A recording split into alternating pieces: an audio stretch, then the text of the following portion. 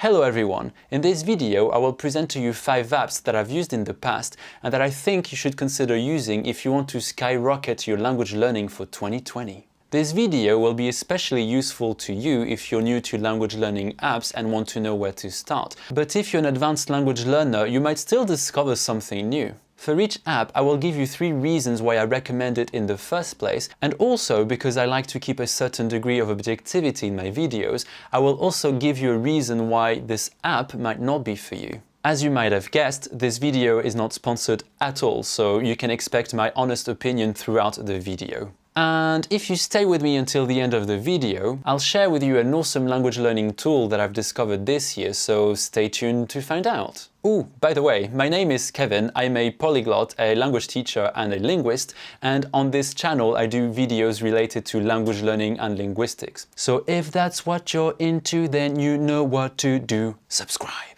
Anyway, let's start. The first app is HelloTalk, and HelloTalk is essentially a pen pal app that allows you to meet people from around the world. Mainly, you can use it to talk to people who speak your target language as their native language and who might live either in your area or in the country or countries where your target language is spoken.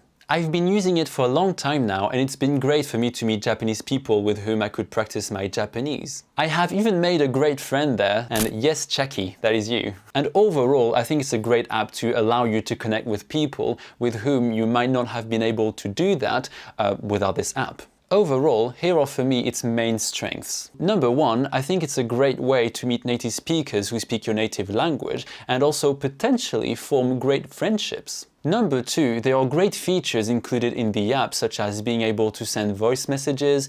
You have also a sort of Facebook feed type of thing, which is called Moments, where you can post pictures, you can write text in your target language and people can give you feedback, which again is a nice way to connect and meet new people. And number 3, it has a location feature as well, which allows you to find people anywhere in the world, so both near to where you live or also in the country where the target language is spoken. Now the downside of this app, and I think there's 2 things, is that if you're learning a target language which is not as popular as, let's say, Spanish, Japanese or French, you might have fewer people with whom to talk. And if your native language is not English, in certain cases there might be fewer people that are interested in learning your native language. So what I've done personally is to set my native language as English, even though I'm not technically a native speaker, but my English is good enough that I'm basically a near native speaker, and that allows me to have access to more people and more people can find me. But then it's up to you if you can do the same thing or not. The second app I wanted to talk about is Mango Languages. If you've been following this channel for a while, you might have seen my review of Mango Languages. If you haven't, I will put a link on the I here or maybe in the description box below so you can check it out. Overall, I think Mango Languages is great for you if you want to practice your listening skills as well as your reading skills, especially if you're trying to learn a language which has a different script from your native language. That is the case, for example, for me with Japanese. And for me, the first positive of this app is that the voices are studio recorded, which gives you a great quality and allows you to listen out for the details of the pronunciation, which you wouldn't be able to do if it was some sort of robot talking. Number 2, and I think that's a great positive, it includes a lot of sentences and not just words, which I think is very important if you want to gain a good understanding of the sentence structure of your target language. On top of that, it also includes grammar notes, which allows you to understand how a sentence is formed. This is quite a rare feature in a language learning app because most of the time the other apps don't explain any grammar at all and just give you sentences without any explanation. Number 3, Mango Languages also includes a huge array of languages because it teaches over 70 languages, even pirate language, not joking. Now, I think the downside of Mango Languages is that you need to have access to an institution which itself has a subscription to Mango Languages if you want to access it for free. Otherwise, you have to pay a monthly subscription, which is, to be fair, not too expensive because I checked and it's about $8 a month. That really isn't the end of the world, I don't think, but for some of you that could be a turn-off. Now comes the third app, and it's Rosetta Stone. And Rosetta Stone, oftentimes in the language learning community, is widely criticized. And I think to some extent it's unfair, because I really believe that for some people it can be a great tool to practice languages. It definitely is for me. The first positive, and it's very similar to Mango Languages, is that all the voices you will hear in the app are professionally recorded and are of high quality. So it's a great thing for you if you want to practice your listening skills. The second positive is that it's great for reading practice, especially for those of you, like me, that are learning a language which has a different script from your native language. Also, it helps a lot to associate spelling and pronunciation, especially if you're learning a language which is difficult to spell or which contains very difficult sounds. French, for example, has the two things. Now, the downside of Rosetta Stone, and that's usually why people criticize it so much, is that it's not really suitable for beginners in my opinion, especially if you're trying to learn a language which is very different from your native language. The reason essentially is that the app doesn't rely on English to teach you languages, so it doesn't really use translation. It relies on context for you to guess the meaning of words or sentences, and in some cases I think it's way too hard for a beginner. But if you use it alongside another language learning resource, then I think it can be a great supplement to your language learning.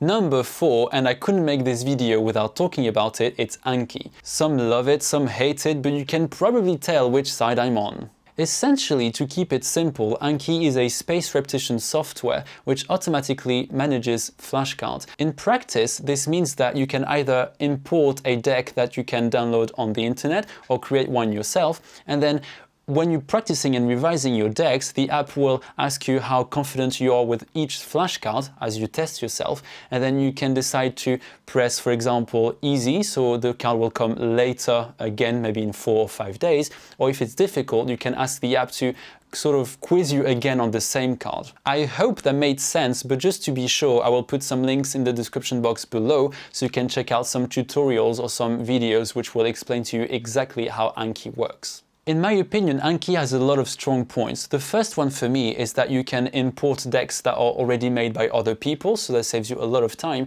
and it can be a lot of different types of decks. So for example, it can be a deck which is associated with a textbook that you're using, so it can be a nice way to revise the vocab. It can also be decks that cover the 1,000 most common words in your language. I mean, the possibilities are really limitless with Anki.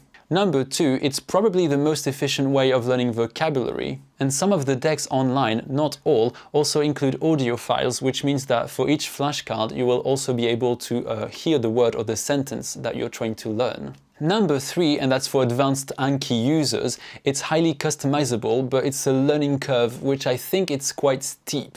It does require you to have a look at tutorials online so you can learn how to use it really. Now, the downside of Anki, and I think that's why so many people hate it so much, is that it's quite repetitive. You're always doing the same thing. And that's why actually I recommend to not do Anki more than 20 or 30 minutes every day, and already I think that's quite a lot. The fifth and last app I wanted to talk about in this video is Drops. Drops is kind of the new kid in the block, and to sort of explain what Drops is, it's essentially an app where each of the vocab you're learning is associated with a picture. So if you're a visual learner, that's definitely a good thing. And also it classifies all the vocab by category, which can be quite nice if you want to practice a specific topic, as opposed to using apps which usually teach you languages in a specific order. The first positive is that each word or sentence is associated with a picture. So if you are a visual learner, then that might be the app for you. Number 2, it teaches you a wide range of vocab, which is organized into different categories, and it also includes a wide range of languages. Number 3, and I might be biased because I am myself Portuguese, but it also includes European Portuguese as part of the language offer. And for me, that's a great plus, because if you're learning European Portuguese, you will know for sure that there isn't much out there for European Portuguese. So I'm very grateful to Drops for allowing people to learn European Portuguese through their app.